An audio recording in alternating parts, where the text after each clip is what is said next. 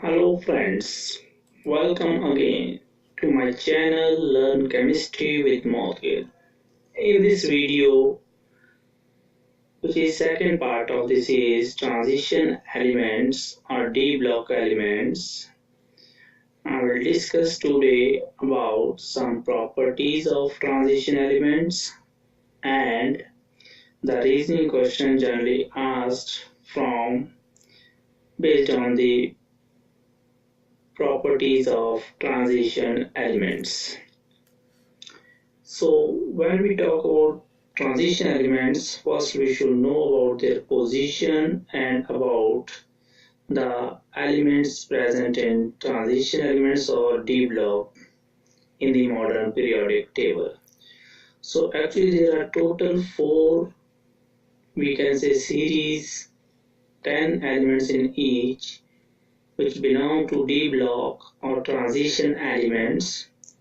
They are labeled as 3D series, 4D series, 5D series, 6D series on the basis of the electron filled in the D subshell. And they are also known as first series, that is 3D, second series, that is 4D, third series, that is 5D, and fourth series, that is 6D. So out of these 4 series of transition elements, we will discuss mainly about 3 series, and out of those 3 only the first one, that is 3D series, as the elements in 6D series are highly radioactive in nature and their chemistry is not much known. So let us start with our today's video, that is part 2 of the series of transition elements and their properties. So here we will discuss about what are transition elements, what are D block elements, and some important reasoning questions based on the properties of these elements. So first thing that we should have clear in our mind is what are D block elements, what is their outer electronic configuration, and what are transition elements. What is the basic difference between D block elements and transition elements? So let us have a view of what are D block elements and their general outer electronic configuration. When I am saying general outer electronic configuration, it is the number of electrons present in S subshell of outermost shell and D subshell of second last shell. The elements for which the last electron of their atom is added in any one of the 5 orbitals of D subshell in the penultimate or second last, that is called n-1 shell. They are called D block elements. तो इसका मतलब है कि वो element जिनके atoms में जब हम उनकी इलेक्ट्रॉनिक कॉन्फ़िगरेशन लिखें तो उनका लास्ट इलेक्ट्रॉन जो है वो सेकेंड लास्ट शेल की डी सब शेल के 5 ऑर्बिटल्स में से किसी एक में फिल होता है। तो आपको पता ही है जैसे पीरियोडिक टेबल में हमारे पास S block, P block, D block and F block, जो ये क्लासिफिकेशन है एलिमेंट्स की, वो इसी बेस पर है कि जो लास्ट इलेक्ट्रॉन उनका किस सब शेल में फिल होता है। So outer electronic configuration of all D block elements is n-1d 1 to 10 electrons and ns1 or 2. When I'm saying n-1d, it means D subshell of the second last shell. For example, scandium having atomic number 21 is a D block element because when we arrange its 21 electron, the last electron, that is 21st electron, is filled in an orbital of 3D subshell. 3D subshell means total shells in scandium atom are 4. Outermost shell has 4 as subshell and second last has 3D also. Here the last electron is filled in 3D and its outer electronic configuration we will say is 4s2-3d1 with fully filled argon core in its first 3 shells. And how then we can define transition elements? So The elements that have partially or incompletely filled n-1d subshell of electrons in their atoms or in their common or most stable oxidation state or ion in their compounds. So here the distinguish, or we can say key point in the definition will be partially or incompletely filled, means not empty or not fully filled. Partially means it is having either 1, 2, 3, 4, 5, 6, 7, 8, 9 electron, but not 0 or 10 electrons in its n-1d subshell. As with 10 electrons in n-1d, it will become fully filled. Now we are talking about, why we are talking about this definition here, because the transition elements, which are typically metallic elements, they have many properties, characteristic properties, which distinguish them, these metals, from S block elements or some elements in P block, metals in P block. And most of these characteristic properties of transition elements are due to the presence of partially filled or incompletely filled n-1d subshell in their atoms. So once again, D block element means where last electron is filled in the outermost shell, n-1d subshell, and transition element means an element having in its atom 1 to 9 electrons in its n-1d subshell. For example, we can see here the elements of first series, that is 3D series of transition elements from scandium, titanium, vanadium, chromium, manganese, iron, cobalt, nickel, copper, and zinc. That is atomic number 21 to 30. The electrons are progressively filled, and we have a configuration 4s2, 3d1 for scandium, then 3d2, 3d3, 3d5, 4s1, 3d5, 4s2, 3d6, 4s2, 3d7, 4s2, 3d8, 4s2, 3d10, 4s2, and 3d10, 4s2. For copper is 3d10, 4s1. So we can find here two exceptional electronic configurations that are in case of chromium, the one electron from 4s subshell shifts to 3d5 to make it 3d5, as half filled 3d and 4s will have more stability than 3d4, 4s2 configuration. Similarly, in case of copper, one electron from 4s shifts to 3d and make it 3d10, that is fully filled d subshell and half filled 4s subshell, which has more stability than 3d9, 4s2. So more such cases will be seen in second and third, where we have palladium, nickel, etc. elements, which also show similar behavior. So again, here we can see the electronic configuration in ionic state also. Like in vanadium 3 we have 2 electrons, then in chromium 3, 3 electrons in 3d subshell, chromium 2 plus has 4, manganese and iron 3 positive. Manganese 2 positive and iron 3 positive, they have 5 electrons, that is half filled orbitals, which is again making them more stable ionic forms of these elements. Similarly for copper 1, 3d10, for zinc 2 positive, 3d10. So here again more stability of these fully filled shells. And zinc also, it has properties different from other transition elements and only because of fully filled 3D shell. Once again, if we see the definition of the transition elements, they should have partially or incompletely filled electrons, orbitals, in either atomic state or in their ionic state. But zinc does not fulfill this condition. So next important questions based on this are: first is zinc, cadmium, mercury are D block elements but are not transition elements. Why or how you can justify this statement? तो हम इसको कैसे justify कर सकते हैं? Because हमें पता है किसी एलिमेंट को डी ब्लॉक होने के लिए उसका लास्ट इलेक्ट्रॉन डी सबशेल में फिल होना चाहिए और उसके ट्रांजिशन एलिमेंट होने के लिए उसमें पार्टली फील्ड और इनकम्प्लीट फील्ड n-1d सब शेल होनी चाहिए, या तो एटॉमिक स्टेट में या फिर आयनिक स्टेट में और कॉमन ऑक्सीडेशन स्टेट में. But zinc, cadmium, mercury, these belong to d block element as their last electron is filled in n-1d subshell, but they are not transition elements as these do not contain partially or incompletely filled n-1d subshell neither in their atomic state nor in their common oxidation state or ions. So this is very important question.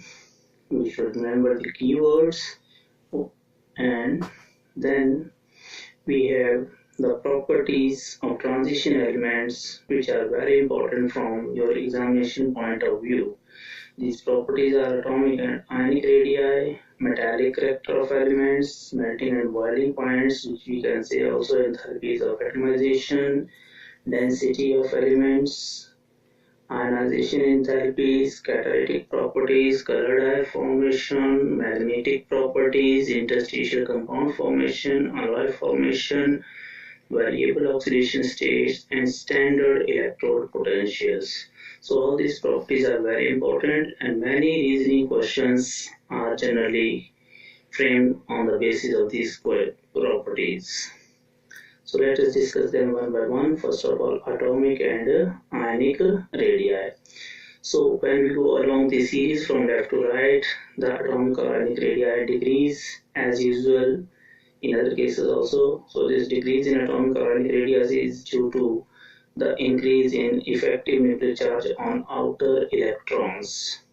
When we go top to bottom in a group, there is increase in the atomic or ionic radii on moving from first series to second, which is due to increase in the number of shells down the group. But when we go from second to third series of transition element, the atomic or ionic radii are almost similar, and it is due to lanthanoid contraction in case of 6th period elements.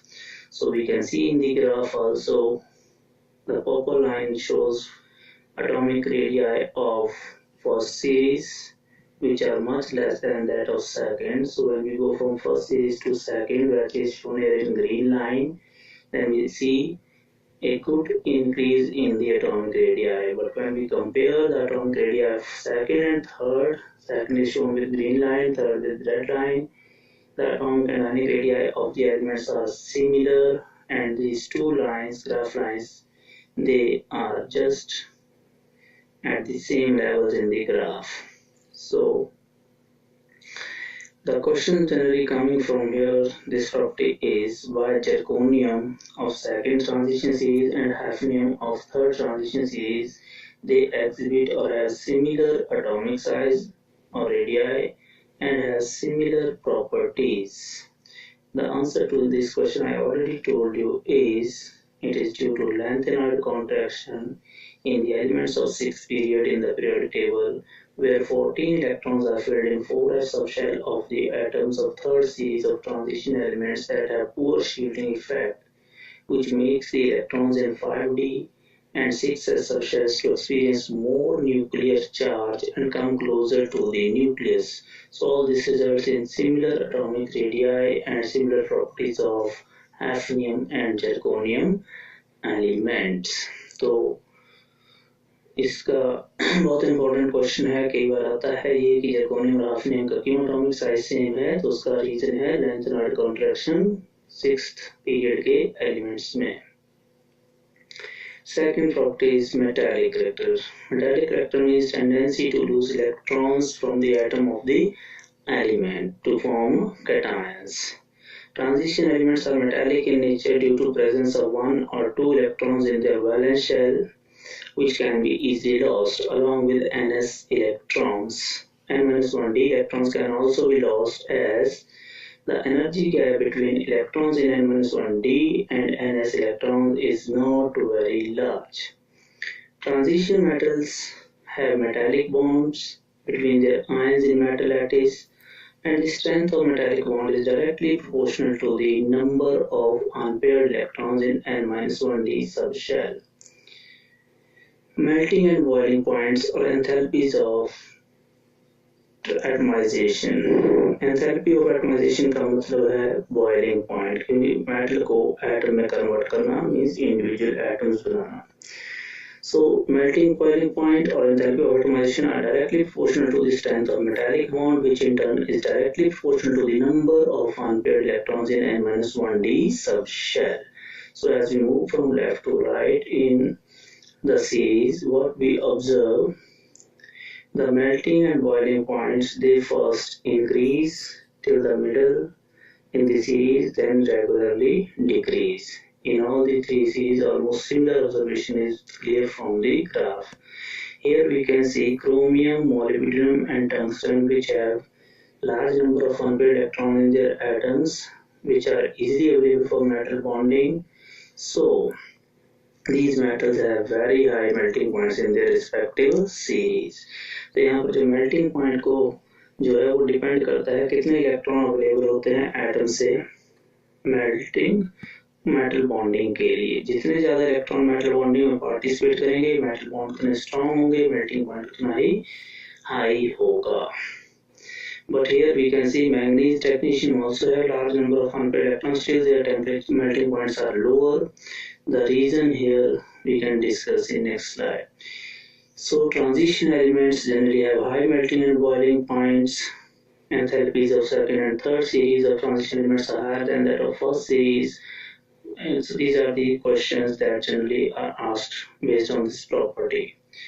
So the answer why melting point and boiling point or enthalpy of atomization of a transition metals are high is because due to participation of electrons of both n-1d and ns orbitals, the metallic bond in transition metals are very strong. Then why the melting and boiling point of second, third series are higher than that of first? The reason is that as we go away from the nucleus, the energy gap between shells decreases. So for the elements of second and third series, the energy gap between n-1d and ns orbital electrons is much less, and they are more readily available for metal bonding, making stronger bonds than in case of first series of transition elements. So it is clear from the diagram also, as we go away from the nucleus, the gap between the shells decrease, energy gap between shells decreases. So in second and third series, due to larger atomic size, the energy gap in outer electron is less and they are more easily participating in metal bonding. Similarly, manganese and technetium have low melting point as compared to other transition elements that I already told you. Though both manganese and technetium has maximum number of unpaired electron, that is d5 electron configuration, yet the metal bonding in these elements is less stronger due to less availability of its unpaired electrons for metal bonding as a consequence of more stability of exactly far-filled orbital electronic configuration. तो manganese और technetium में चाहे इनमें 5 electron है unpaired, but half filled configuration की stability ज़्यादा होने की वजह से वो इसको इन इलेक्ट्रॉन्स को इजीली प्रोवाइड नहीं करता है, जिससे मेटल बॉन्डिंग वीक रह जाती है और मेल्टिंग पॉइंट इनके लो होते हैं। So why zinc, cadmium, mercury have low melting points as compared to other D block elements, or why zinc, cadmium, mercury are not hard metals like other metals in the D block elements? So the answer to these two questions is that zinc, cadmium, mercury have fully filled n-1d electronic configuration in the atoms of, and when they have fully filled these n-1d subshell, the metal bonding between them is weak. Due to weak metal bonding, their melting point will be low and these metals will be less close packing, so they are less harder as compared to other elements in the transition series. So friends, these were the questions I discussed, and the properties, remaining properties and important questions based on these properties will be discussed in the next part of the series, transition elements or D block elements. Thank you and have fruitful learning.